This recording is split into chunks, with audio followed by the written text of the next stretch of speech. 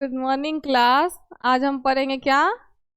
Chapter 7 radio pharmaceuticals. ठीक है, last unit है तुम लोग का ये। ठीक है, में radio activity, measurement of radio activity, properties of alpha beta radiation, half life, isotopes. उसी के अंदर तुम्हारा हो जाएगा सोडियम आयोडाइड, उसका स्टोरेज कंडीशन, प्रिकॉशन। ये सारे हम किस में पढ़ेंगे आज?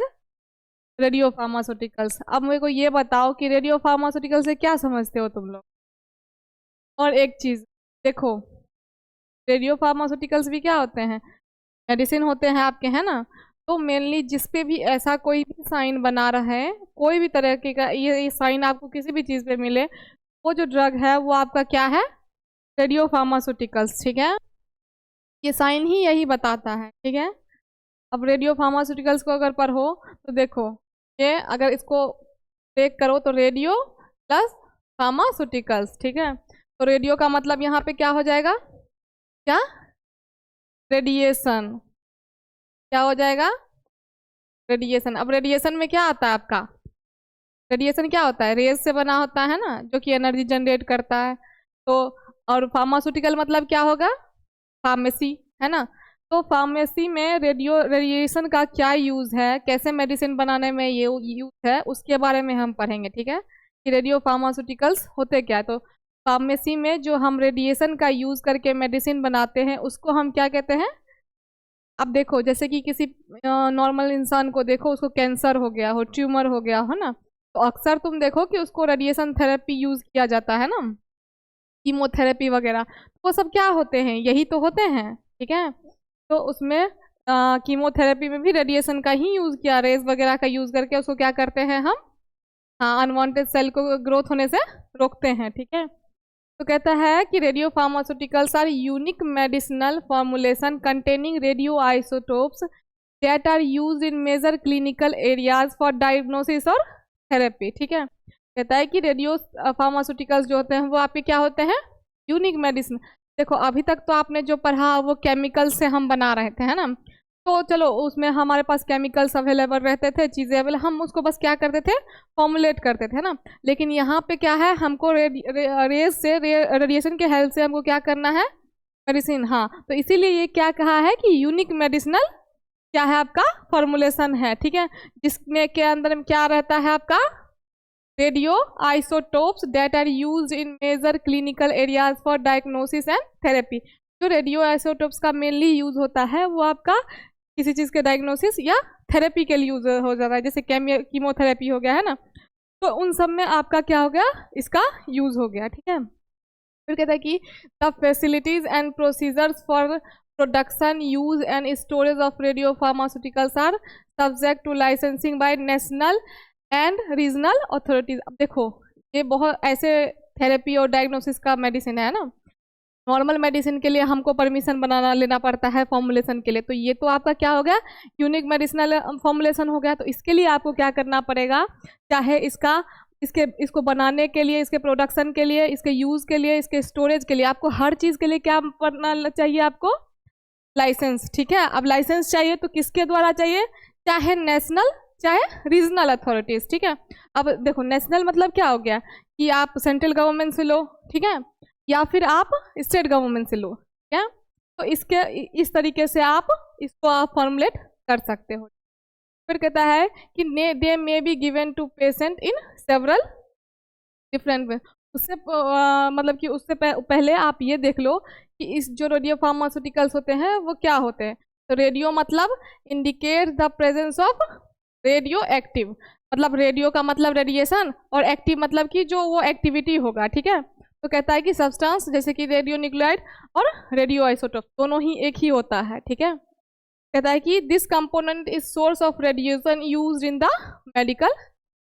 तो जो आपका इसका सोर्स है रेडियो एक्टिव का, उसका क्या सोर्स होगा? रेडिएशन होगा, जो कि हम मेडिकल पर्पज के लिए यूज करते हैं। ठीक है, और फार्मास्यूटिकल आपका वही हो गया कि refers to a medicinal drug that is intended for use the diagnosis और ट्रीटमेंट। ठीक है, तो फार्मेसी में जो हम ड्रग को फॉर्मुलेट करते हैं किस पर्पज से? तो डायग्नोसिस और ट्रीटमेंट के लिए। ठीक है, अब यहाँ पे था आपका रेडियो आइसोटोप। तो रेडियो आइसोटोप्स क्या होते हैं आपके? Is an atom. यहाँ पे एक चीज आपने पढ़ा होगा, रेडियो न्यूक्लियाइड, है ना। तो यहाँ पे इसका मतलब क्या हुआ, न्यूक्लियस का प्रेजेंस, है ना। तो कहता है कि radioisotopes is an atom whose nucleus is unstable, ठीक है। अब देखो तुम लोग सोच रहे हो कि अनस्टेबल है, तो अनस्टेबल मतलब तो खराब, है ना, स्टेबल मतलब अच्छा। पर क्या होता है ना कि जितनी इसमें इंस्टेबिलिटी होगी उतना ही ज़्यादा एक्स्ट्रा एनर्जी इसके पास होगा। यहाँ पे क्या है आपका अपोजिट है कि कहता है कि radioisotopes is an atom, radio isotopes आपके क्या है, एटम होते हैं, हुज न्यूक्लियस इज अनस्टेबल, जिसका जो न्यूक्लियस, एटम के अंदर जो न्यूक्लियस होता है वो क्या होता है, अनस्टेबल होता है, मतलब एक दूसरे के साथ स्टेबल नहीं होते। लेकिन ये इसके लिए क्या है, बेनिफिशियल है, ताकि नुकसान है, क्योंकि ये जितना ज़्यादा इंस्टेबिलिटी शो करेगा उतना ही ज़्यादा एनर्जी को क्या करेगा, जनरेट करेगा, ठीक है। तो यही कहता है कि बिकॉज ऑफ दिस इंस्टेबिलिटी, इसी अनस्टेबल के कारण क्या होता है कि the nucleus contains extra energy, मतलब कि नॉर्मल एनर्जी से ज़्यादा एनर्जी वो प्रोड्यूस करता है, ठीक है। फिर कहता है कि ऑल आइसोटोप्स ऑफ एन, देखो आप कहता है कि ये अनस्टेबल क्यों है ना, अगर अनस्टेबल है तो उसके पीछे कोई रीजन होगा, ऐसे तो कोई चीज़ अनस्टेबल होता नहीं है, ठीक है। तो क्या कहता है कि isotopes element have the same number of proton but different number of neutron. अब देखो प्रोटॉन और न्यूट्रॉन दोनों जब सेम अमाउंट में होगा तभी वो कोई चीज़ स्टेबल होगा, है ना। अगर मान लो 50% ये 50% ये, तभी स्टेबल होगा। अब आपने 90% एक रख दिया और 20% एक रख दिया, तो वो स्टेबल होगा, नहीं होगा। तो इसका जो रीज़न है अनस्टेबल होने का वो ये है कि जो सेम नंबर ऑफ प्रोटॉन तो प्रेजेंट है, लेकिन जो न्यूट्रॉन प्रेजेंट है वो क्या है, अलग है, जिसके वजह से ये अनस्टेबल होता है। क्लियर है। अब देखो रेडियो एक्टिव क्या होता है, इसका मीन्स होता है कि possess the property having unstable atomic nucleus. यही वाली बात आ गई कि इसके पास भी क्या होता है, हाँ, that spontaneously release energy in the form of radiation, जो कि रेडिएशन के फॉर्म में एनर्जी जनरेट करता है, प्रोड्यूस करता है, ठीक है। चाहे वो पार्टिकल्स के फॉर्म में हो, चाहे वो वेव के फॉर्म में हो, ठीक है। वेव इस तरीके से, और पार्टिकल्स जो देखते होगे जब रेज आता है तो उसके अंदर पार्टिकल्स घूमते रहते हैं ना। फिर कहता है कि to become a more stable form, ताकि वो और भी, मतलब कहने का मतलब है कि जो अगर ये चीज़ें अनस्टेबल है लेकिन उसका जो आपका क्या एनर्जी जनरेट होगा वो उतना ही ज़्यादा क्या होगा, स्टेबल होगा, ठीक है। अब देखो रेडियो, ये तो था रेडियो फार्मास्यूटिकल्स का डेफिनेशन, ठीक है। अब देखते हैं कि रेडियो एक्टिविटी क्या होता है, ठीक है। तो the word radioactivity refers the phenomena where certain substances emit, देखो जहाँ भी एक बात याद रखना, अभी एमिट बार बार आएगा, एमिट और एमिशन, ठीक है, उसका मतलब प्रोड्यूस होता है, ठीक है। तो कहता है कि produce radiation as their unstable atomic nuclei break down और डीके। अब देखो सिंपल सी बात है, यहाँ पे भी वही चीज़ें हैं आपकी, है ना, कि फेनोमेना है जो कि स्पॉन्टेनियस क्या प्रोड्यूस करता है आपका, रेडिएशन को, ठीक है। अब रेडिएशन को प्रोड्यूस करता है कैसे, तो as their unstable atomic nuclei. अब इसका जो न्यूक्लियस था वो क्या था आपका, अनस्टेबल था, तो क्या करता है उसको ब्रेक डाउन कर देता है और डीके। अब डीके का मतलब क्या होगा यहाँ पे, कि ब्रेकिंग डाउन और changing into something more stable. अब यहाँ पे क्या था कि ये तो अनस्टेबल था, लेकिन इसके वजह से जो जनरेट हो रहा था एनर्जी, अदर जो आपका एक क्या कहते हैं, समथिंग जो एक प्रोड्यूस हो रहा था वो क्या था, जो यहाँ पे अब समथिंग के जगह हम क्या लेंगे, यहाँ पे हम रेडिएशन लेंगे, है ना, कि रेडिएशन जो उससे प्रोड्यूस हुआ वो ज़्यादा क्या था, स्टेबल था, ठीक है। फिर कहता है कि the term itself a compound word that describe the specific physical property, ठीक है। अब यहाँ से तुम्हारा ये आएगा, उससे पहले यहाँ पे क्या है कि रेडियो एक्टिविटी क्या होता है, ठीक है। तो रेडियो जो होता है वो आपका प्रीफिक्स होता है। देखो कोई भी ऐसे, चाहे रेडियो एक्टिविटी हुआ, चाहे रेडियो फार्मास्यूटिकल्स हो गया, है ना, तो आगे जो भी लगते हैं वो क्या होते हैं, प्रीफिक्स लगते हैं, और जो पीछे लगते हैं वो सफिक्स, और जो बीच में लगते हैं वो वर्ड रूट, ठीक है। तो ये प्रीफिक्स हुआ। तो रेडियो यहाँ पे हम क्या मान के चल रहे हैं, प्रीफिक्स, जो कि रिलेटेड किससे है, रेडिएशन से। और इसका काम क्या है, प्रोड्यूस करना किसको, एनर्जी को, किसके फॉर्म में, चाहे वेव के फॉर्म में, चाहे पार्टिकल्स के फॉर्म में, ठीक है। फिर कहता है कि एक्टिविटी, अब ये क्या हो गया आपका सफिक्स, क्योंकि ये क्या लगा है यहाँ पे, पीछे लगा हुआ है ना, इसलिए सफिक्स। तो ये डिनोट क्या करता है, अब देखो कोई भी चीज़ आप एक्टिविटी करते हो, चाहे आप सोते हो, चाहे वो क्या होता है आपका एक्टिविटी होता है ना। तो यहीं पे यहाँ पे जो क्या होता है कि रेडिएशन का जो क्या होता है प्रोडक्शन होता है, प्रोड्यूस होता है, उसकी जो एक्टिविटी होती है उसको हम क्या कहते हैं, रेडियो एक्टिविटी। मतलब रेडिएशन की क्या एक्टिविटी है, ठीक है, कैसे प्रोड्यूस हो रहा है, इसको हम क्या कहेंगे, रेडियो एक्टिविटी, ठीक है। अब वहीं आएगा एक चीज और, एक वर्ड और आएगा, रेडियो एक्टिव सब्सटेंस। ऐसा सब्सटेंस जिसमें क्या होगी, रेडियो एक्टिविटी होगी, उसको हम क्या कहेंगे। क्या क्लियर है, कहीं कंफ्यूजन नहीं। अब देखो क्या कहता है कि radioactivity is defined as the nuclear instability which result in radiation और emission of particles from the nuclei, ठीक है। अब कहता है कि देखो न्यूक्लियर इंस्टेबिलिटी, यही बात हो गया कि न्यूक्लियस क्या होता है, अनस्टेबल होता है, अनस्टेबल होगा उसके वजह से क्या होगा आपका एनर्जी प्रोड्यूस होगा। तो यही पे ये भी आपका बताया है, ठीक है। इसमें भी कहते हैं कि there are various types of radiation among which the most common are alpha beta gamma. अब देखो रेडिएशन तो पढ़ लिया, रेडिएशन अब होता क्या है, तो अल्फा बीटा गामा सबने पढ़ा होगा। तो ये अल्फा बीटा गामा जो है वो आपका क्या है, रे का फॉर्म है। जैसे एक रे अल्फा है, एक रे बीटा है, एक रे गामा है, ठीक है। फिर कहता है कि radiopharmaceuticals are therapeutic molecule with radio leveling, that is a few atoms in these molecules are exchanged with their radioactive isotope। अब यहाँ पे एक चीज और बोला है कि रेडियो फार्मास्यूटिकल्स होते हैं, वो होते हैं क्या, थेराप्यूटिक मॉलिक्यूल्स। और वैसी बात है मेडिकल पर्पज के लिए आप इसको यूज, इसके साथ तो रेडियो लेवलिंग। अब रेडियो लेवलिंग क्या होता है आपका, देखो हम कोई चीज को लेवल क्यों करते हैं, अगर मान लो तुमने जैसे ABCDEF किया तो क्यों किया, इसलिए कि हमको वो चीज इजीली मिल जाए। तो यही होता है रेडियो लेवलिंग में, हम इसको लेवल इसलिए करते हैं ताकि हम इसको इजीली डिटेक्ट कर सके, ठीक है, किसको, रेडिएशन को, ठीक है। तो कहता है a few atoms in this molecule are exchange with their radioactive isotope. क्या होता है कि कुछ मॉलिक्यूल्स जो होते हैं इनके, वो आपस में क्या कर होते हैं, एक्सचेंज होते हैं, किसके साथ, आइसोटोप्स के साथ हैं, ठीक है। अब देखो यहाँ पे कहता है कि रेडियो लेवलिंग, यहाँ पे लिखा हुआ कि also called radioactive labelling और रेडियो ट्रेसिंग। यहाँ पे नाम से ही पता चल रहा है कि हम रेडिएशन को क्या करेंगे, ट्रेस करेंगे, उसका पता लगाएंगे, उसको डिटेक्ट करेंगे, ठीक है। कहता है कि is a technique in which radio isotopes is attached two molecule so that the molecule can be detected, traces और फॉलोड इनसाइड अ सिस्टम, ठीक है। सिंपल सी बात है, रेडियो आइसोटोप्स को आपको पहचानने के लिए, डिटेक्ट करने के लिए, पता करने के लिए, ट्रेस करने के लिए हम क्या यूज करते हैं, रेडियो लेवलिंग टेक्निक, ठीक है। कोई मेथड होता है ना, इसी तरीके से आपका क्या है, रेडियो लेवलिंग, ठीक है। देखो कोई भी मेडिसिन अगर होता है, उससे अगर ये साइन आपका बना होता है तो इसका मतलब क्या होता है, वो मेडिसिन आपका क्या है, रेडियो फार्मास्यूटिकल। कहता है कि such radiolabelled molecules are design for therapeutic uses of ionising radiation. क्या कहता है कि अब रेडियो लेवलिंग आपने पढ़ा, क्या कह रहा है कि जो रेडियो लेवल मॉलिक्यूल्स होते हैं वो डिजाइन किए जाते हैं किसके लिए, थेराप्यूटिक यूजिंग के लिए। और क्या कहता है कि ऑफ आयोनाइजिंग रेडिएशन, रेडिएशन को आयोनाइज के लिए, जैसे कि नेगेटिव पॉजिटिव चार्जेस को मेंटेन बैलेंस करने के लिए, ठीक है। तो कहता है जनरली बीटा रेडिएशन को इसमें यूज किया जाता है, किसमें, रेडियो लेवलिंग में, ठीक है। To specific disease sites on the body, इसको तो किसी स्पेसिफिक डिजीज को टारगेट करने, ठीक है। फिर कहता है कि a branch of pharmacy that deals with the manufacturing dispensing of radioactive materials और radiopharmaceuticals is referred as radiopharmacy. देखो रेडियो फार्मेसी एक अलग से आता है, ठीक है, पर्टिकुलर एक होता है ना कोई, तो उसमें आप क्या होता है, उसमें सिर्फ और सिर्फ हम किसके बारे में पढ़ते हैं, तो इसका कहने का मतलब है कि फार्मेसी का वो ब्रांच जिसमें हम किसके बारे में पढ़ते हैं, मैन्युफैक्चरिंग या डिस्पेंसिंग ऑफ किसके, रेडियो एक्टिव मटेरियल्स, उसको हम क्या कहते हैं, रेडियो फार्मेसी।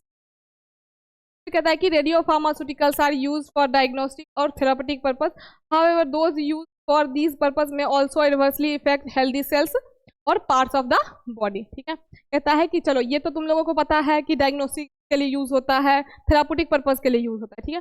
फिर कहता है ये कि however those used for these purpose may also adversely affect healthy cells और पार्ट ऑफ द बॉडी। ये क्या कर सकते हैं, आपके जो हेल्दी सेल्स हैं और जो आपके कुछ पार्ट्स है बॉडी के, उनको भी क्या कर सकते हैं, ये इफेक्ट, एडवर्स इफेक्ट ये अपना शो कर सकते हैं, ठीक है। अब हर चीज का एडवर्स इफेक्ट है, ठीक है, हर चीज अच्छा ही तो नहीं होगा। अब देखो यहाँ पे, जैसे कि यहाँ पे लो आपका रेडियो फार्मास्यूटिकल्स का एक जैसे यूज देखो कि कैसे ये मतलब ये टारगेट करता है, ठीक है। तो ये क्या है आपका रेडियो एक्टिव आइसोटोप्स, ठीक है। अब इसको हम क्या करेंगे, लिंक करेंगे किसके साथ, तो मॉलिक्यूल्स के साथ, हम जिस मॉलिक्यूल को टारगेट करेंगे, ठीक है। अब जो यहाँ पे टारगेट किया तो ये जो आपका मॉलिक्यूल है वो किसको टारगेट करेगा, आपके प्रोटीन को, ठीक है। अब जब प्रोटीन को टारगेट करेगा तो ये डायरेक्टली किसको टारगेट करेगा, कैंसर सेल को, ठीक है। मतलब कि हम इसमें क्या यूज करेंगे, थेरेपी यूज करेंगे। तो इस तरीके से आपका जो है रेडिएशन काम करेगा, ठीक है। कि पहले वो रेडियो एक्टिव आइसोटोप्स लोगे, वो क्या होगा, आपस में लिंक होगा। लिंक होने के बाद वो मॉलिक्यूल को टारगेट करेगा, टारगेट करने के बाद वो प्रोटीन को टारगेट करेगा, क्योंकि प्रोटीन क्या है, एक लेयर होता है जो कि आपके चीजों को प्रोटेक्ट करके रखता है ना। तो उसके बाद डायरेक्टली फिर वो किसको अटैक करेगा, कैंसर सेल। तो क्या होता है ना कि देखो अब कैंसर का परमानेंट ट्रीटमेंट तो है नहीं, तो जो वो सेल ग्रोथ होता है अनवांटेड सेल, उसको बस क्या करता है, ये वहां से हटाता है, ठीक है, रिमूव करता है रेडिएशन के हेल्प से, ठीक। तो क्या होता है कि फिर ऐसे ही क्या होता है कि बार बार वो ग्रोथ हो जाता है, बार बार कीमोथेरेपी लोग करवाते जाते हैं ताकि वो उस सेल को वहां से बस रिमूव करते जाते हैं। जिसके पास इतना कैपेसिटी है, इतनी मतलब पावर है, पैसा है, वो अपना इसको करवाते हैं। अब देखो ये हुए तुम्हारे कुछ एग्जाम्पल्स किसके, रेडियो फार्मास्यूटिकल्स के, ठीक है। देखो अब देखो हर एक रेडियो फार्मास्यूटिकल्स का अलग अलग ट्रैक होगा, अलग अलग पर्पस होगा, ठीक है। जैसे कि अब हमने लिया FDG18F फ्लोरो डिऑक्सी ग्लूकोज। यहाँ पे याद रखना कि जहाँ पे ये F आ रहा है, जैसे 18F आपका आ रहा है बार बार, तो कंफ्यूज नहीं होना है, ये आपका है रेडियो आइसोटोप ऑफ फ्लोरीन, ठीक है। फ्लोरीन के रेडियो आइसोटोप्स को हमने मेंशन किया है 18F से, ठीक है। कहता है कि यहाँ पे इसका जो आपका काम है वो किस ट्रैक पे है, ग्लूकोज मेटाबॉलिज्म में, ठीक है। पर्पस क्या है, ट्यूमर्स, ब्रेन फंक्शन और कार्डियक वायबिलिटी। जैसे कि मान लो कि कार्डियक वायबिलिटी क्या हो गया कि अगर उसके आसपास मतलब प्रॉपरली क्या होता है, उसकी एक्टिविटी नहीं हो पाई है ना, तो उसके लिए आप को यूज कर सकते हो, ठीक। फिर आपका है फ्लोरोडोपा, क्या, अब फ्लोरोडोपा आया मतलब डोपामाइन आया, है ना। तो इसका कहता है कि डोपामाइन क्या होता है आपका, हार्मोन्स होता है ना, जो कि आपके बहुत चीज़ों के लिए रिस्पॉन्सिबल होता है ना, जो डेली लाइफ में आपकी एक्टिविटी होती है, हंसना रोना जो भी होता है, वो सब किसके वजह से, कौन से हार्मोन्स के, डोपामाइन के वजह से। अगर आप रोते हो तो भी इसके वजह से, हंसते हो तो भी इसके वजह से, सोचते हो, मतलब कुल मिला के सारी एक्टिविटी जो आपकी होती है लाइफ की, वो किसके वजह से होती है, इस हार्मोन्स की वजह से। आपको लगता होगा कि मैं करता हूँ अपने से ये, लेकिन ऐसा होता नहीं, ये हार्मोन्स आपसे करवाते हैं, ठीक है। फिर कहता है कि अमीनो एसिड मेटाबॉलिज्म, इन दोनों में ही आपका काम होगा, ठीक है। अब देखो यहाँ पे इसका मेन पर्पज है पार्किंसंस और प्रोएंडोक्राइन ट्यूमर्स। पार्किंसन डिजीज में और एंडोक्राइन ट्यूमर्स जो होता है, आप उसमें इसका यूज कर सकते हो, ठीक है। फिर है आपका FCH जिसका नाम है फ्लोरोपोलिन, ठीक है। इसका काम क्या होता है, मेम्ब्रेन सिंथेसिस में। मेम्ब्रेन सिंथेसिस मतलब कि पर्पस क्या है इसका मेम्ब्रेन सिंथेसिस को, कि प्रोस्टेट और ब्रेन ट्यूमर। अब ये चीज देख रहे हो कि मेनली जो इसका फोकस है वो ट्यूमर पे ही है, क्या, क्योंकि कीमोथेरेपी बहुत ज्यादा इस्तेमाल होता है किसमें, ट्यूमर में। कहता है कि FLT जिसमें आपका क्या है, फ्लोरोथाइमिडिन, क्या है, फ्लोरोथाइमिडिन। इसमें क्या होता है, ट्यूमर प्रोलिफरेशन। देखो ट्यूमर का मतलब तो पता है, प्रोलिफरेशन का मतलब जब कोई चीज क्या होता है, बढ़ने, मतलब कि बहुत ज्यादा क्या होता है कि हाँ मतलब स्प्रेड होता है पूरा, तो उसको हम क्या कहते हैं, हाँ जैसे एक्यूमुलेशन होता है ना, वैसे ही ये भी होता है कि मतलब कि धीरे धीरे धीरे धीरे क्या होता है, वो बढ़ जाता है, ठीक है। तो इसके लिए फिर कहता है कि आपका क्या है, फ्लोरस्टेडियोल, ठीक है। उसमें आपका क्या होता है, एस्ट्रोजन रिसेप्टर। ये जो आपका यूज होता है वो किसमें आता है, ब्रेस्ट कैंसर के कैरेक्टराइजेशन। ये मेनली आपका जो होता है वो किसमें होता है, वुमन में होता है, ठीक है। तो इजीली लोग ले लेते हैं, लेकिन बट ये भी बहुत डेंजर होता है, बहुत लोगों को तो पता भी नहीं चलता है कि मुझे कैंसर है इस तरीके का, ठीक है।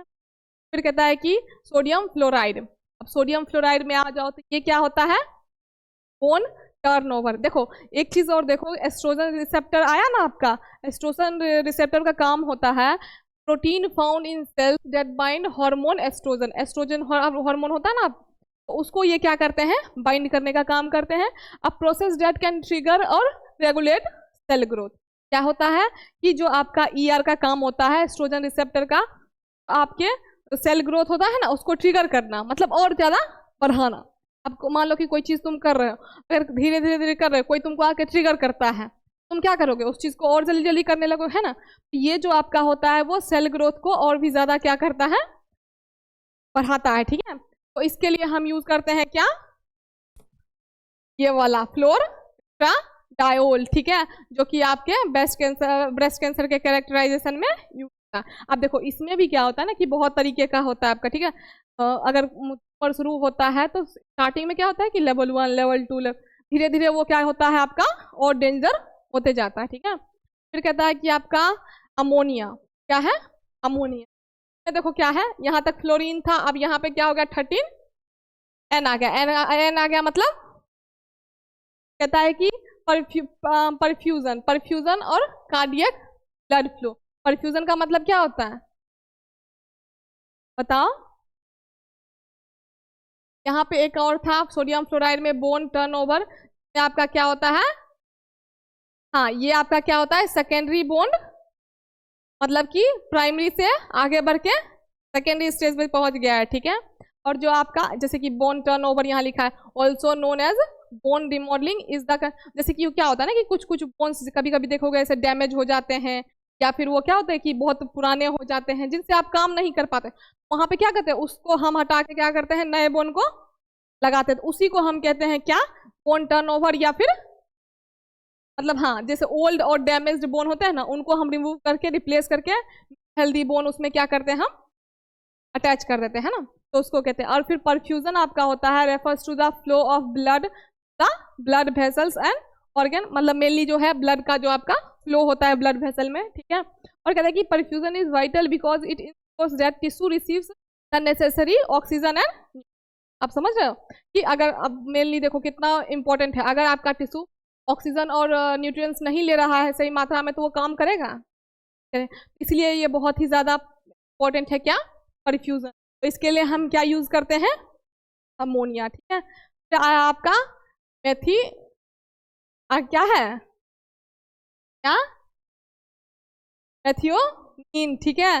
में क्या होता है आपका अमीनो एसिड मेटाबॉलिज्म, और ये भी आपका यूज होता है किसमें, ब्रेन में, ठीक है।